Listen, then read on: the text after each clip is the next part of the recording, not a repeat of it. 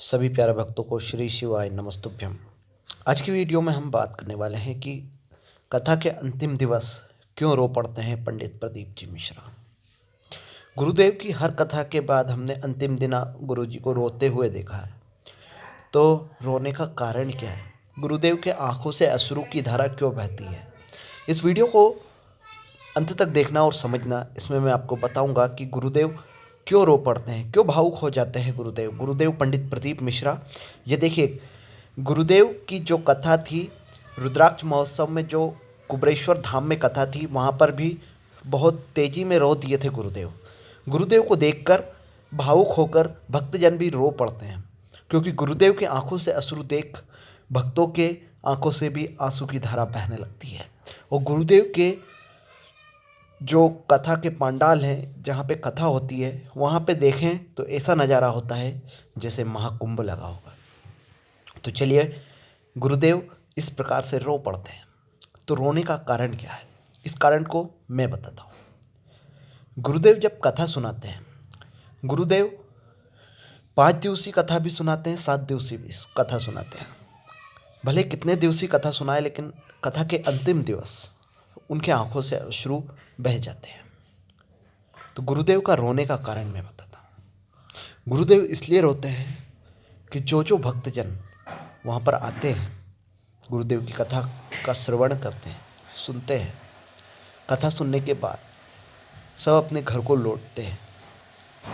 इसमें कई ऐसे लोग आते हैं जो गुरुदेव की बुराइयां भी करते हैं, गुरुदेव को भला बुरा भी बोलते हैं, लेकिन गुरुदेव उनकी बातों पर ध्यान ना देते हुए उनकी कथाओं को चालू रखते हैं, किसी भी तरह से कथाओं को बंद नहीं करते। लेकिन अंतिम दिन उनके दिमाग में वही बात चलती है, चलती तो रोज़ है, डेली है, लेकिन आखिरी दिन उनको ज़्यादा समझ में आता है कि मेरे लिए मेरे इतने भक्तजन मेरी कथा को श्रवण करने आ रहे हैं, लेकिन कुछ लोग मेरी बुराई क्यों करते हैं। अगर उनसे कथा नहीं सुनने को बनता तो नहीं सुने, लेकिन मेरी बुराई क्यों करते हैं, मेरे लिए भला बुरा क्यों बोलते हैं, मैं क्या कोई गलत काम कर रहा हूँ क्या? गुरुदेव ने ये साफ साफ बताया। क्या वह बुरा काम कर रहे हैं क्या? आप मुझे कमेंट में बताएं।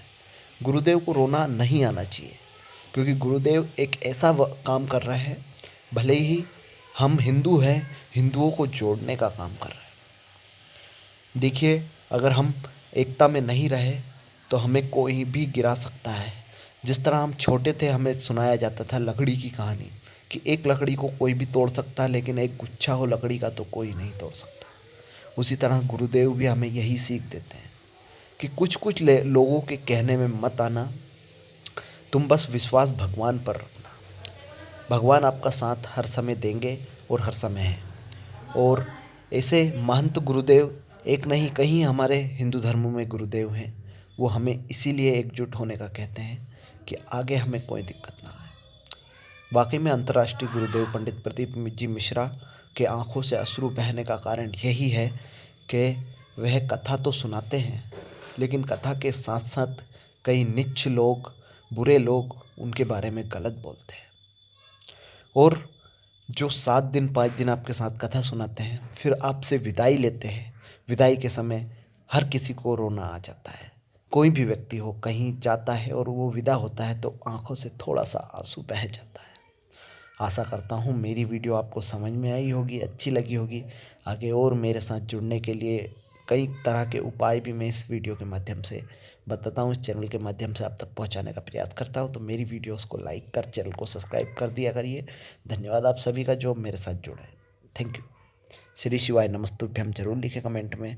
आपका एक श्री शिवाय नमस्तुभ्यम मेरे मन को हल्का करता है, मेरे मन को सुंदर बनाता है, और आप भी बोलेंगे तो आप भी अच्छा ही पाएंगे। श्री शिवाय नमस्तुभ्यम।